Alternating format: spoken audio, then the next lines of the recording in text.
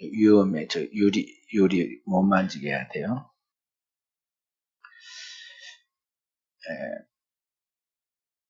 히브리대 교수로 유명한 유발 하랄이라는 분이 있습니다. 그가 쓴 책마다 베스트셀러가 된 책이 있는데 그 중에 하나 이 사피엔스라는 책에 이런 이야기를 합니다. 우리의 기술은 카누에서 우주 왕복선으로 발전해 왔지만 우리가 어디로 가는지는 아무도 모른다. 과거 어느 때보다 강력한 힘을 떨치고 있지만 이 힘으로 무엇을 할 것인가에 대해서는 생각이 거의 없다. 이보다 더 나쁜 것은 인류가 과거 어느 때보다 무책임하다는 것이다. 우리는 친구라고는 물리법칙밖에 없는 상태로 스스로 신으로 만들면서 아무것도 책임을 느끼지 않는다. 그 결과 우리의 친구인 동물들과 주위의 생태계를 황폐하게 만든다. 오직 자신의 안락함과 즐거움 이외에는 추구하는 것이 거의 없지만 그럼에도 결코 만족하지 못한다. 스스로 무엇을 모르는 채 불만스러워하면서 무책임한 신들, 이보다 더 위험한 존재가 있을까? 그의 자기의 이 사피엔스, 호모 사피엔스라는 생각하는 인간에 대해 이야기하면서 그렇게 현대인들을 지적하고 있습니다. 여기 유발 하라리가 무책임하고 위험한 신들, 위험한 존재라고 말하는 위험한 신들이라고 부르는 것은 오늘날 이 세상을 살아가고 있는 현대인들을 지금 그렇게 부르고 있는 것입니다. 오늘날 현대인들은 자기 자신이 맡은 신처럼 절대화하여 그렇게 여기고 살아가면서 인간의 한계와 인간에게 부여된 질서를 무너뜨리고 있습니다. 그 결과 과학과 기술의 발전에도 불구하고 세상의 고통을 줄이기보다는 세상은 더욱더 살기가 어려운 고통이 늘어가고 있습니다. 우리가 스스로 인간이 신이 된 것 같이 자신을 절대화하고 자신이 최고인 줄 알고 자기의 마음대로 살지만은 인간의 실제의 삶의 모습은 날이 갈수록 괴물과 같은 모습으로 변화하고 있다는 것이죠. 왜 인간이 이와 같이 문명과 문화의 발달 속에서 스스로 신처럼 여길 만큼 대단한 것 같이 보이는데 실제는 그렇지 못하고 괴물같이 되고 세상을 망가뜨리느냐?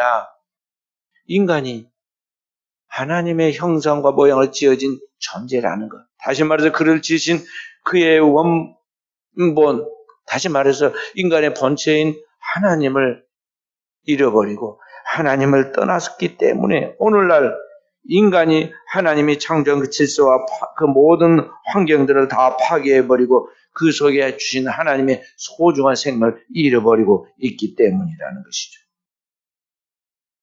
그래서 오늘날과 같은 이 지식사회, 사이언스 소사이티, 과학과 지식이 이 사회 속에 있으면서도 오늘 우리 인간이 진정으로 알아야 하고 발견하고 추구해야 할 것이 있다면 그게 뭐냐면은 영이신 하나님에 대한 이 지식입니다. 오늘 우리 모든 만물을 지으신 영이신 하나님, 바로 그분이 누구이시고 그 뜻이 무엇인가를 우리가 깨달아야 한다는 것이죠.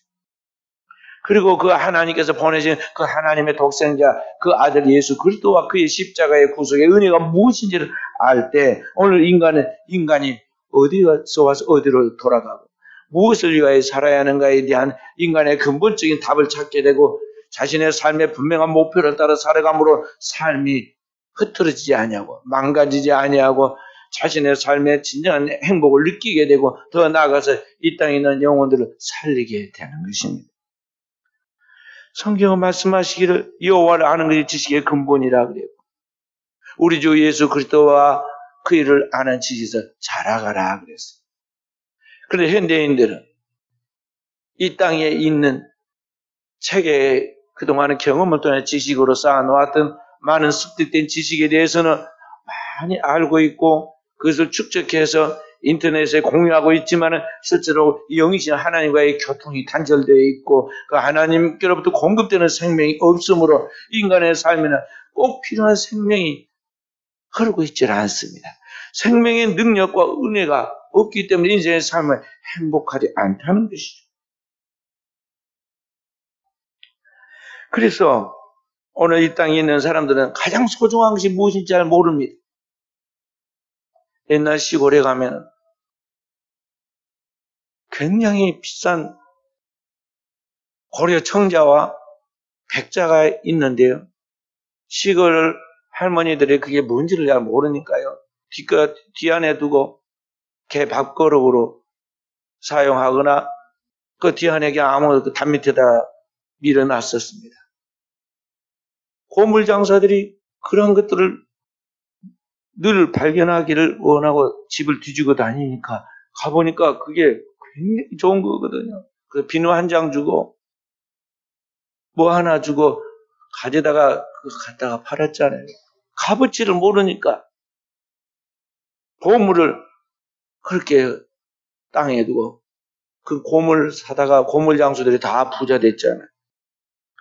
오늘날 이 땅에 있는 수많은 사람들이 땅에 있는 것이 전부인 줄 알고 이 땅에 있는 것을 쫓아서 부귀와 영화, 명예, 이 땅에 유명한 게 전부인 줄 알고 그것을 쫓아 전전긍긍합니다. 요사이도 대통령 선거 대선을 앞두고 그거 해봐야 5년 후에는 감옥 가거나 문제가 생길 것인데요. 그거 붙잡으려고 얼마나 편을 짜가지고 전력 투구하고 싸웁니다. 이 땅에 있는 사람들이 아무리 이성의 유명한 이름을 가져도 그거 천국에 가서는 아무 쓸모없거든요. 성경에 보면 그 이름이 생명체에 기록된 사람이 있다고 성경에 그 이름을 지칭한 사람이 있는가 하면 성경에 이름을 적지 않는 그 사람이 살아있을 때 그 사람의 인격과 그 사람의 삶을 조금이라도 부끄럽게 하지 않기 위해서 이름을 기록지 않는 사람들, 아무개라고 부르는 그런 사람들이 즐비하게 있습니다. 하나님의 나라에 이 땅에서 유명한 사람들 그 유명사만 있고 천국 문 앞에 가서 예수님 앞에 큰 소리를 칩니다. 천국의 주인이고 재판에서 예수님께 주여 주여 내가 왔습니다. 나를 들여보내주소서 하고 말합니다. 근데 예수님이 그날에 그에게 밝히 말씀합니다. 내가 너희를 도무지 알지 못하니 불법을 행하는 자다 내게서 떠나가라. 그러자 그들이 예수님과 논쟁을 합니다. 주여 주여 우리가 주의 이름으로 선지자 노릇하며 주의 이름으로 귀신을 쫓아내며 주의 이름으로 많은 권능을 행치 아니하였나이까. 저 모르십니까? 다 세상에 알고 유명한 사람인데 저 모르십니까? 예수님께 논쟁하는데 예수님이 말씀하십니다. 다들 주여 주여 하는 자마다 다 천국에 들어갈 것이 아니요 다만 하늘에 계신데 아버지의 뜻대로 행하는 자라야 들어가리라. 천국 가짜는 따로 정해져 있어요. 내 아버지 뜻대로 행하는 자, 이 땅에 있는 그 법을 쫓아 사는 것이 아니라 하늘의 법을 쫓아 살아야 하는데 그 하늘의 법을 쫓지 않고 이 땅에 있는 자기가 생각하고 있는 가치관을 따라서 자기의 뜻대로 자기 마음대로 사는 그 사람들, 하나님은 주님은 그것을 불법을 행하는 자들이라고. 내 아버지의 뜻, 하나님의 뜻대로 살지 않는 사람이라는 거죠. 그러므로 오늘 우리 하나님의 백성, 성도들은 하나님이 어떤 사람을 이 세상에서 쓰시는가, 어떤 사람과 함께 하시는가, 어떤 사람을 통해서 하나님이 일하시는 것을 우리가 알아야겠어. 구약의 왕들 중에 가장 크게 쓰임받은 사람이 누굽니까? 다윗입니다. 다윗 왕입니다. 다윗은 인간적으로만 아니라 영적으로도 하나님 앞에 크게 쓰임을 받았잖아요. 그래서 혈통적으로 아브라함의 후손이면서도 장차 오시는 인류의 구원자이신 유일하신 참 하나님의 아들 예수 그리스도의 조상으로서 그의 계보가 성경에 기록되어 나옵니다. 마태복음 1장 1절의 말씀에 아브라함과 다윗의 자손 예수 그리스도의 계보의 시작이다 하면서 복음의 시작을 이야기하잖아요. 바로 이런 다윗이 하나님 앞에 크게 쓰임을 받을 수 있었던 것은 그가 혈통이 좋거나 가문이 뛰어난, 오늘 우리로 말하는 금수저의 가문이거나 인물이 출중해서 그 시대에 따라올 사람이 없는 그런 인물을 가진 사람이 아니었다는 것이죠. 그게 뭐냐? 다윗은 그의 시에 그가 하나님 쓰임 받을 수밖에 없었던 그런 것들을 지금 고백하면서 신앙으로 기록해낸 내용들이 나옵니다. 시편 24편에 이렇게 말합니다. 여호와의 산에 오를 자 누구며 그의 거룩한 곳에 설 자가 누구인가? 그 손이 깨끗하며 마음이 청결하며 뜻을 헛하는 데 두지 아니하며 거짓 맹세하지 아니하는 자로다. 그는 여호와께 복을 받고 구원의 하나님께 의를 얻으리니 이는 여호와를 찾는 족속의 야곱의 하나님의 얼굴 구하는 자로다. 셀라. 그래 다윗은 비록 이스라엘의 수도인 예루살렘에 살지 못하고 그 변두리인 베들레헴 귀족의 집안이 아닌 그 양치기 집안의 자식 많은 아들 중에 막내인 8번째 아들, 있는지 없는지 모르는 그런 문명의 아들이었어. 그 하는 일이라고는 들판에서 이리 뛰고 저리 뛰면서 양을 몰고 다니고 양의 우리의 똥을 치우고 그리고 늘 밖에서 햇볕을 쬐고 돌아다니니까 얼굴이 붉게 타고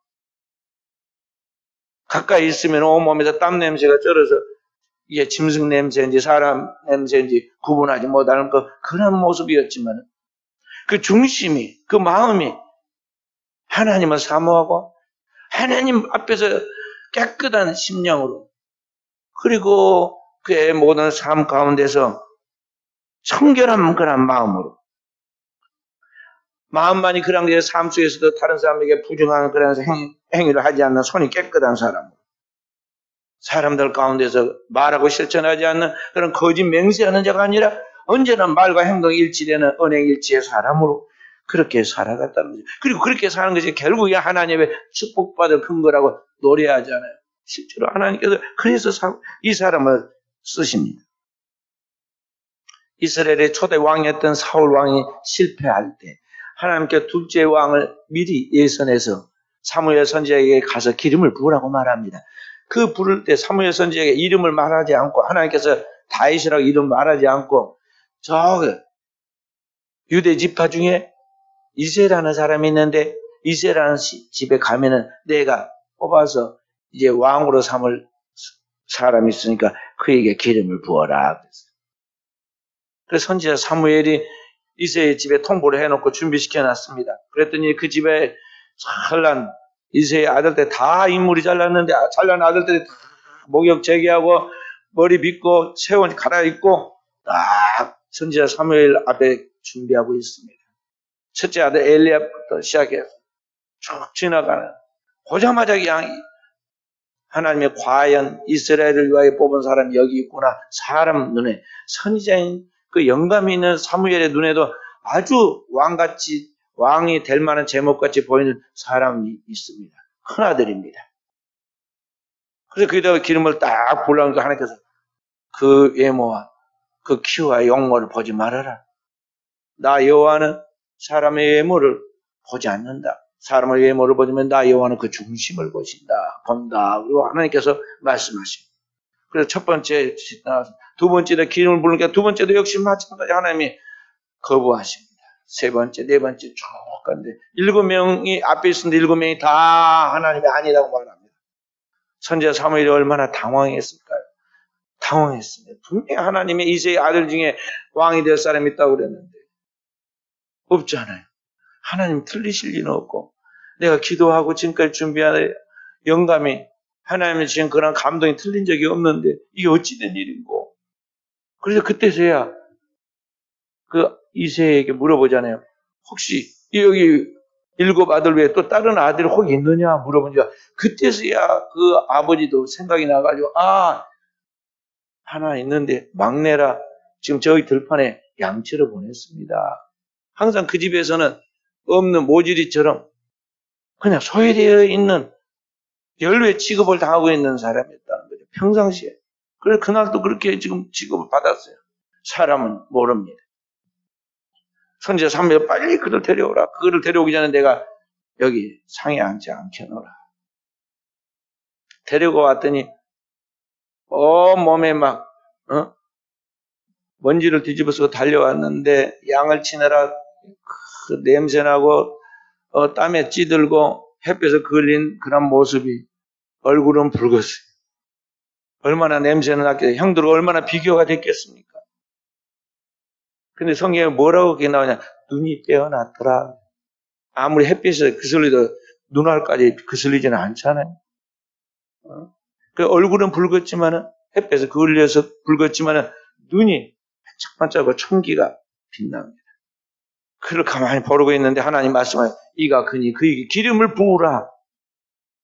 그래서 사무엘 선지자 기름을 붓는 그때부터 하나님 영이 그에게 임하자.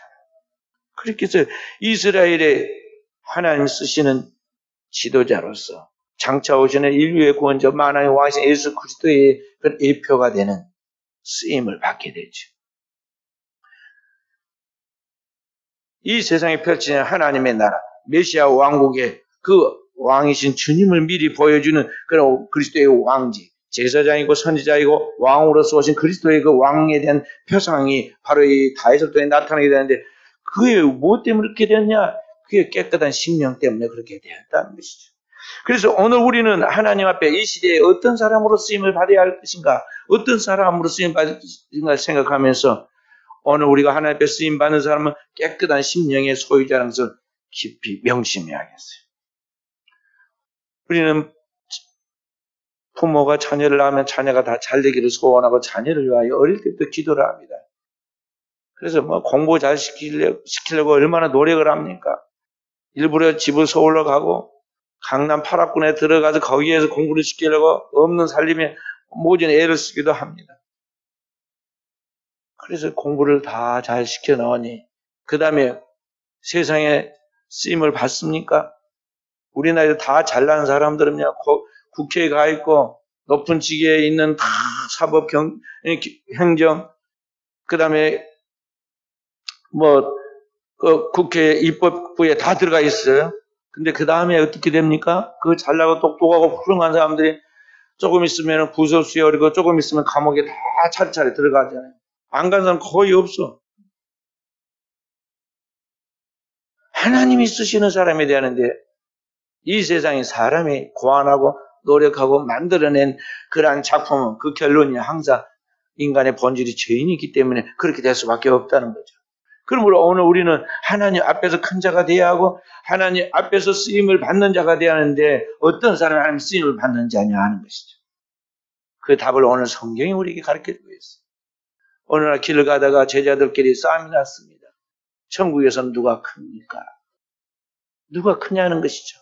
왜냐하면 주님께서 예루살렘으로 향하여 올라가시는 그 주님께서 이제 이 세상을 새롭게 하신다고 말씀하시는데 그 예수님과 좌편과 우편에 들 사람이 누구인가에 대해 누가 크냐는 싸움이 일어났습니다. 심각하고 그 소리가 예수님 귀에까지 거슬리게 들리니까 예수님께서 멈추시고 저 지나가서 놀고 있는 어린아이 하나를 불러다가 가운데 세워놓고는 말씀하셨습니다. 너희가 돌이켜 이 어린아이와 같이 되지 않으면 결단코 천국에 들어가지 못하리라. 이 어린아이와 같이 자기를 낮추는 자가 천국에서는 큰 자다. 말씀해 주죠. 제자들이 알아들었을까요? 아마 그 당시에 못 알아들었을 거예요. 왜냐하면 그 뒤에도 계속 싸우거든요. 계속 싸워. 여기 어린아이 같이 같다는 것은 마음이 순수하고 청결하다는 것이고 그 태도가 순수하고 겸손하다는 것은 우리 다 아는 이야기죠. 근데 어떻게 이렇게 다 커버리는 어른들이 어린아이 같이 대해서 순수해지고 순결해지고 그렇게 되느냐는 거죠. 어떻게 그렇게 돼? 사람은요, 인생을 살면 세상에 알 거 모를 거 다 보고 들으면서 알면은 부패하게 되었어요. 본대로 상상하고 더 나쁘게 나아가고 아는 대로 더 영악해지고 순수하고 순결해진 것이 아니라 이미 때가 묻어가지고 더욱 부패해져 버릴 수밖에 없는 게 인생이에요. 근데 어떻게 그렇게 되느냐? 너희가 그렇게 안 되면 너희 천국 못 들어간다고 하고 그렇게 돼야 천국에 큰 자라고 그러는데 어떻게 이렇게 되느냐? 이게 그 답이 뭐냐면 돌이켜. 돌이켜라. 이 돌이킨다는 것은 오늘 우리가 다시 말하면 우리의 모든 삶의 모든 허물과 죄와 그 모든 것들이 얼마나 부끄럽고 어리석은 그런 삶이었는가를 내가 얼마나 죄인이고 죄 덩어리인가를 깨닫고 회개하여 완전히 물과 성도로 거듭나서 그래서 영적으로 새롭게 태어나는 그것을 돌이켜라고 그래요. 돌이켜. 그러니까 우리가 교회를 다니고 신앙생활을 하고 하나님 앞에서 뽑힌 제자라고 할지라도 교회 다니는 그 가운데 진짜 하나님 앞에서 그의 삶의 리제너레이션이 일어나야 한다는 것이죠. 중생이 일어나야 돼요. 무엇으로? 그 영원한 하나님의 살아있는 말씀, 천지를 창조하시고 우리를 죄악 가운데 구속하신 그 말씀으로 우리를 십자가의 보혈의 피로 대속한 그 십자가 보혈의 복음의 말씀으로 확실하게 우리가 마음으로 믿고 입으로 시인하고 회개하는 가운데서 우리가 거듭나는 그 보혈의 말씀과 그 다음에 그렇게 하나님 말씀은 내가 새 사람이 되고 새로운 믿음으로 하나님 나라를 위하여 살아간다고 하나님이 하늘로부터 인쳐주는 증거가 뭐냐면 성령의 인침이에요. 도장증. 성령의 나타남을 통해 우리가 확실하게 말씀과 성령으로 거듭나서 그 말을 여기 보면 돌이켜. 그리고 나면 어떻게 되냐? 아기가 태어나면 얼마나 순결하고 순수하고 깨끗하고 순진하고 겸손합니까? 영적으로 거듭나게 되면 사람은 그렇게 되는 거예요. 마음이 순수해지고 순결해집니다.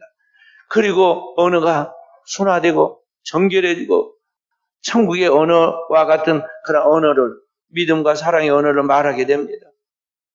삶의 모든 삶에 진실해지고 사랑이 넘치는 그런 삶으로 바꿔집니다. 땅에 있지만 하늘에 이미 그 이름이 생명책에 기록되어 있고 그 하늘의 백성답게 오늘의 권세 있는 그런 영적 권세 있는 삶을 살아가게 돼요. 그래서 그렇게 돌이켜 어린아이같이 되어야 오늘 우리가 하나님 나라에 들어간다는 것이고 그렇게 되어서 나타난 상태가 뭐냐면 자세가 겸손한 자세예요. 나 같은 죄인. 하나님의 은혜 받아 천국 백성이 되었고 하나님의 영광을 위하여 살게 되었고 일하게 되었어요. 얼마나 감사합니다. 1000번, 10,000번 나는 죽어도 마땅한 죄 덩어리인데 나 같은 죄인을 주님이 구원해 주어서 이 땅에서 하나님의 일을 하겠으니 나는 모든 만민의 종이 되어야 한다. 그리고 늘 다른 사람 앞에 못나서가 아니라 100배나 잘났다 할지라도 상대적으로 잘났다 할지라도 나는 그런지 알기 때문에 내가 내 분수와 주제를 알고는 하나님 앞에 서 있는 자세로 겸손하게 사람을 섬기는 거예요. 그래야 하나님께서 그를 귀히 여겨주시고 하나님 나라에서 높은 위치로 세워주신다는 것이죠. 그래서 고린도후서 5장 17절에 그런즉 그리스도 예수 안에 있는 사람은 새로운 피조물이라 이전 것은 지나갔으니 보라 새 것이 되었도다. 옛사람은 내 육신을 타고 나온 품으로부터 나는 이 피와 살을 가진 이 옛사람은 이미 죄와 함께 죽었고 십자가에서 매달려 죽었고 그리스도 예수의 피로 거듭나고 그의 성령으로 인침받아 거듭난 새로운 피조물 된 오늘 우리는 하나님의 나라의 새로운 뉴빙 존재가 되었다는 것이죠. 뉴 크리에이션, 새롭게 창조된 창조물이 되었다는 것이죠. 그렇기 때문에 그의 삶은 겸손할 수밖에 없어요.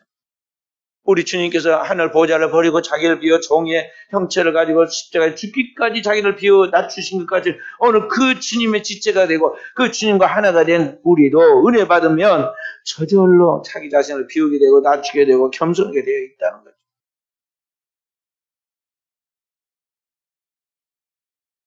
초대교회 유대인들이 성령 받은 제자들에게 복음의 말씀을 들을 때 그들에게도 성령의 감동, 감화에서 역사하기 시작합니다. 그러니까 자기도 모르게 우리가 어찌할꼬 하고 막 애통하죠. 그럴 때 사도들이 권면을 합니다. 너희가 각각 회개하여 예수 그리스도의 이름으로 세례를 받고 죄의 사함을 받아라. 그리하면 성령을 선물로 받으니 이는 너희뿐만 아니라 너희 자녀와 먼데 있는 사람들까지 하나님이 주신 것이다 하고 말씀하죠. 그러므로 오늘 이 세속적인 사회 속에서 사람마다 다 자기가 신이라고 생각하고 완고하게 신처럼 그렇게 당당한 것 같이 자존심을 세우고 살아가고 있을 때에도 오늘 우리 그리스도인들만큼은 땅에 똑같이 한 공간에 한 지역에 살고 있지만은 결코 그들과 함께 가치관을 가지고 똑같이 어울려서 살아서는 안 된다는 거죠. 그 이름이 하늘의 생명책에 기록되어 있고 그의 신분은 하나님의 자녀라는 것을 명심하고 하나님의 백성다운 그러한 영적인 그러한 영성과 그 은혜를 소유하면서 그 하나님의 백성다운 깨끗한 마음과 선한 양심을 가지고 생각하고 말하고 행동하여 세상 사람들에게 선한 영향력을 미치도록 해야 한다는 것입니다. 그리스도인이 가는 곳에는 빛이 어둠을 정복하듯이 소금이 그 주변을 다 부패해서 정결케 하여 나가듯이 그리스도인이 있는 그곳에 있는 영혼들은 생명의 회복과 생명의 새로운 희망과 삶에 대한 새로운 변화가 나타나도록 그리스도인이 그 역할을 할 수 있는 영적인 새로운 존재로서의 삶을 살아가야 한다는 것이죠. 그런데 그렇게 살지 못하면 하나님이 우리를 사랑하시기 때문에 간섭을 하신다는 걸 알아야 돼요.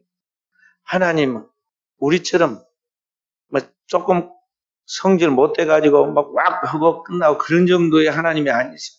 다시 말해서 우리는 좀 자존심이 세고 고집이 세봐야 얼마 못 가거든요. 조금 있으면 후회해. 하나님은 진리신 하나님은 영원하시다는 걸 알아야 돼요.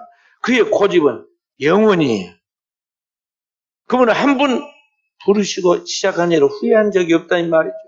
그러니까 그 하나님께서 오늘 우리를 선택하였는데 우리를 버리지 않았어요. 끝까지 우리를 구원하시고 끝까지 하나님 나라에 들어가게 하시려고 우리의 옛사람으로 쫓아 살아가려고 하는 그런 우리의 완고함, 완악함, 우리의 그 세속성에 대하여 하나님 포기하지 않고 계속 잡으십니다. 깨뜨리셔요. 그래서 어떤 사람은 몸에 병이 들어가지고 죽어라 하고 어떤 사람은 부도가 나서 그 하는 일이 완전히 죽을 써가지고 사회 속에서 살아갈 수 없게 맨바닥을 치게 하고 어떤 사람은 사고에 휘말려가지고 구설수에 올라서 이 세상에 어디 자기 몸 하나 가눌 데가 없을 그런 바닥에다 내팽개쳐놔요. 어디까지 가느냐? 완전히 바닥에 깔려 죽을 때까지 그렇게 놔둡니다. 혹독하게 다루세요. 왜 그러냐? 하나님 빨리 두 손, 두 발 확짝 들고 회개하게 하려고. 천부의 의지 없어서 나 죽게 옵니다 하고 하나님 앞에 찬양하고 돌아오게 하기 위하여 정말 그 마음 깊은 곳에서부터 내가 죄인됨을 자각하고 어찌할꼬 하는 하나님 앞에 애통하는 애통을 통해서 회개하여 그 하나님 복음의 말씀을 철저하게 믿고 하나님이 다 되었다 하고 성령으로 그걸 딱 인쳐줄 때까지 거듭나게 만들게 하기 위해서 하나님은 간섭하신다고 하래요. 그래서 성도들이 어려움에 처음에는 제일 먼저 한 것이 뭐냐면 어린아이처럼 해야 돼요. 어린아이들은 조금만 와가지고 자기가 안 되겠다 그러면요 빨리 항복을 합니다. 처음에는 잘 몰라가지고 막 때려 쓰다가요 아빠 엄마가 목소리가 조금 톤이 달라진다. 눈심지가 조금 달라진다. 그러면요 이 영리한 아이들이 금방 두 손을 들고 잘못했어요. 아빠 잘못했어요. 그러잖아요. 그리고 거짓말이 됐든 진짜가 됐든 눈물이 어디서 나오는지 그냥 쭉 눈물이 흐르면요 매를 진짜 들고 때리려고 그랬다가도요 이제 눈물 나온 거 보니까 이제 잘못을 한 걸 알았구나. 그러면 딱 내리고는 다 금방 용서해 주지 않아요. 그 하나님 앞에 확실하게 설복당하여서 항복할 줄 알고 두 손 들 줄 알고 회개할 줄 알아야 하는데 현대인들은 자기가 신이야. 자기가 영원한 줄 안다고요. 그러니까 절대 항복을 안 하고 손을 안 듭니다. 현대인들은 초대교회와 같은 애통함이 없어요. 어찌할 거는 회개가 있어야 하는데 우리 한국교회 부흥의 기초를 이뤘던 우리 믿음의 조상들이 한국교회에서 그렇게 교회에서 새벽마다 울었는데 금요일마다 철회하면서 기도하고 울었는데 현대인들은 울지 않아요. TV 앞에서 쓸데없는 드라마나 보고 앉아서 눈물을 찔끔찔끔 짜르긴 해도 TV에서 거기에서 그래놓고는 성경 말씀 인용을 해요. 거기다가 또 오늘 은혜 받았다고 그래요. 무슨 TV를 보고 은혜를 받아요. 가짜로 연출한 건데. 주 앞에서 하나님의 성령이 내 안에 예리한 검처럼 하나님의 말씀을 우리의 생각과 마음의 뜻을 다 감찰하고 너는 이러니 결국은 죄악으로 지옥에 들어간다. 그걸 어찌 네가 감당하겠느냐고 나의 운명을 보여줄 때 두렵고 떨림을 갖게 되고 그 하나님께서 그리스도의 피로 내 죄를 다 담당하고 용서하였다. 그래서 그 피로 네가 하나님 앞에 들어갈 수 있게 됐다는 말씀을 우리가 깨달을 때 그때 감동이 오고 그런 은혜를 베푸신 하나님 앞에서 내가 그의 영광을 살 수 있도록 성령을 부으시고 은혜와 은사를 부으시는 걸 생각할 때 우리가 기쁨이 넘쳐서 그게 은혜가 돼야 하는데 뭐 TV 드라마가 은혜가 돼가지고 그거 보느라고 시간 지키려고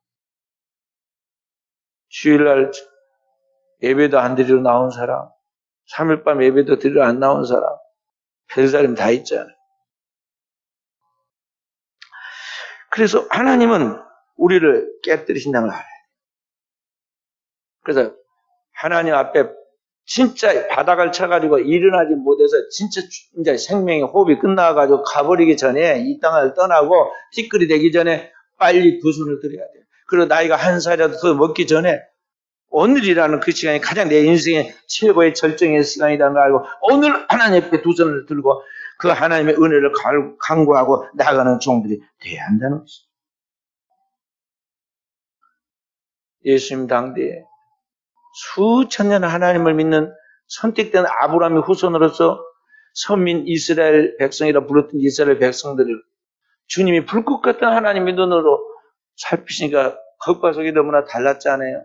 겉은 다 고상하게 품위 있게 꾸며서 경건한 사람이고 깨끗한 사람같이 보였지만 주님이 성령으로 그들의 마음의 심령과 폐부를 살펴보니까 그들의 심령이 어땠어요?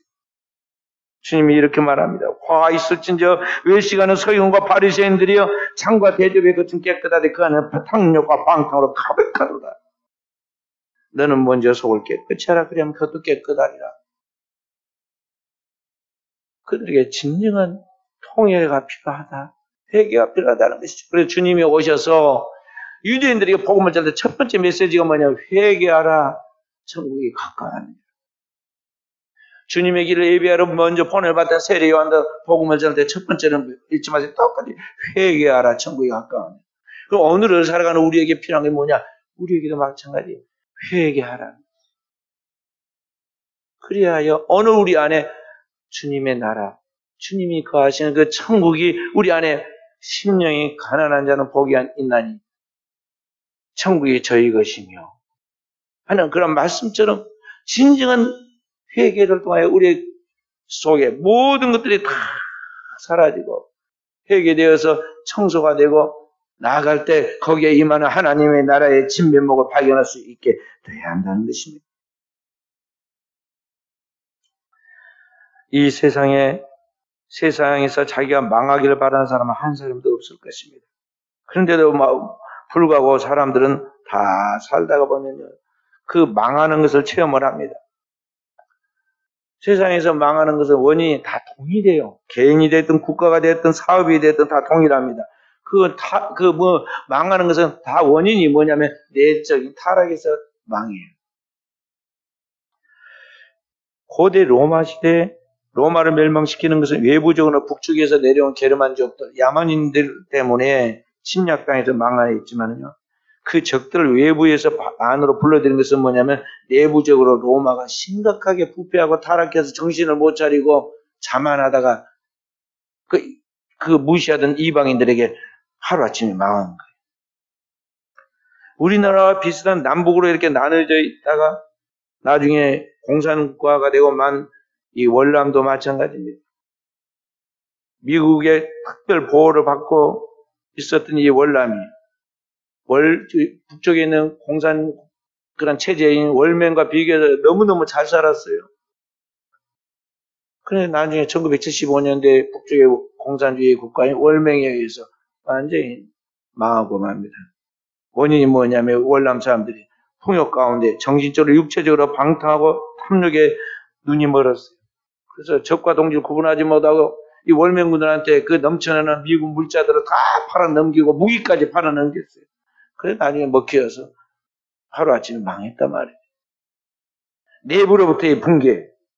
사탄은 오늘 우리 인간 속에 돈과 권력과 명예와 성공을 미끼로 사람들을 욕망의 늪에 빠지게 하고 중독되게 해서 파멸하도록 조종을 합니다. 내가 조절할 수 있다고 자신하지 마세요. 인간이 자기를 조절할 수 있다고 생각하는 거 완전히 어리석은 교만이에요. 한번 빠지면 늪이야. 빠져나오지 못해. 야고보서 1장 15절에 욕심이 잉태한 주 죄를 낳고 죄가 장사한 주 사망을 낳는다 그랬어요. 그 욕심은 끊임없이 사람을 파고 들어가는 거예요. 욕심 그 자체는 죄가 아니에요. 인간의 욕망은 그 넘치는 그 인간의 욕망, 리비도는 인간을 고양시키는 필요한 힘이고 그 욕망이 있으므로 인류의 문명이 발달하게 되는 것입니다. 문제는 뭐냐면 그 욕망의 노예가 되어서 그 욕망의 중독이 되어서 계속 그 속에 빠져들어간 게 문제예요. 죄성을 가진 인간은 이런 인간의 욕망을 다스릴 힘과 능력이 없어요. 그렇기 때문에 계속 타락하는 거예요. 바로 이 인간의 욕망을 셀프 컨트롤, 절제시키고 우리를 그 욕망으로부터 구원해서 하나님 앞으로 나가게 만드는 그런 능력은 어디에 있느냐면 성령에 있는 거예요. 그래서 오직 성령이 너에게 임하시면 너희가 권능을 받고 말씀하신 것이고 성령을 쫓아 행하여 육체의 욕심을 이루지 않는다고 말씀한 겁니다. 그래서 크리스찬이 하나님 앞에서 깊이 기도하고 거듭나는 가운데 하나님의 영이 성령으로 충만함을 하나님이 주시는데 그 성령께서 오늘 우리 안에서 나를 지배하고 하나님의 복음의 말씀을 생각나게 하고 그 말씀을 따라 살아갈 수 있도록 우리의 끊임없이 인도하고 가르치고 역사하십니다.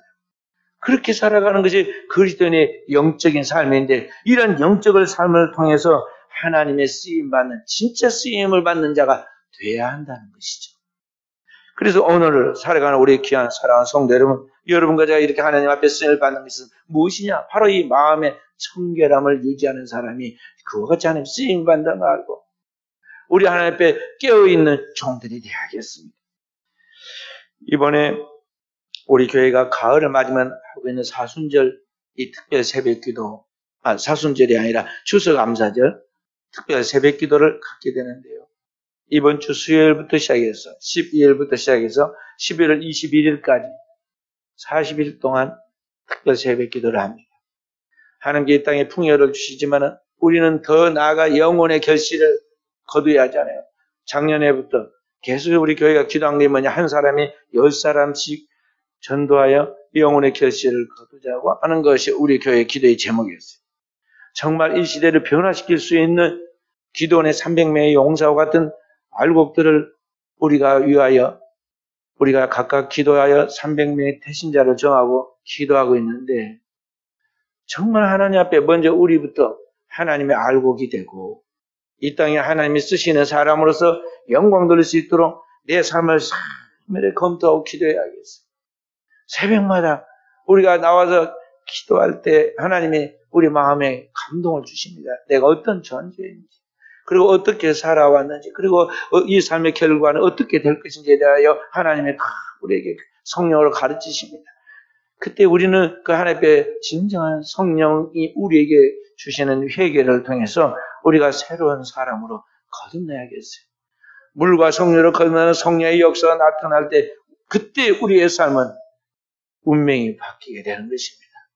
그리고 나머지는 주님께 맡기면 돼요. 따라옵니다. 봄이 되면 꽃이 피고 여름이 되면 왕성하고 가을이 되면 결실이 자연스럽게 맺히듯이 하나님의 세계에도 하나님의 계절이 있어서 하나님께서 우리에게 떨어뜨린 그 복음의 씨앗으로 말미암아 하나님이 일하십니다. 우리 가운데 꽃을 피우고 우리의 삶 가운데 하나님의 결실의 열매를 주시고 하나님이 일하십니다. 하나님의 축복만이 진정한 축복이고 결코 이 땅에 그 어떤 것이 우리를 빼앗지 못합니다. 그 영원한 하나님의 축복을 받을 수 있도록 이 기도하는 40일 특별 새벽 기도 기간에 우리 자녀들까지 다 깨우고 우리 성도들이 이 육신의 몸뚱이 조금 더 재워봐야 아무 나은 것도 없어요. 삶의 패턴을 고쳐 일찍 자고 새벽에 일찍 나가가지고 하나님 앞에 기도해야겠어요. 결코 우리의 삶에 후회가 되지 않냐고 손해날 일이 없을 거예요. 하나님이 이때 역사하십니다. 영적인 싸움입니다. 원수마귀는 기도 못하게 하려고 온갖 방법을 다 쓸 겁니다. 속지 말고요.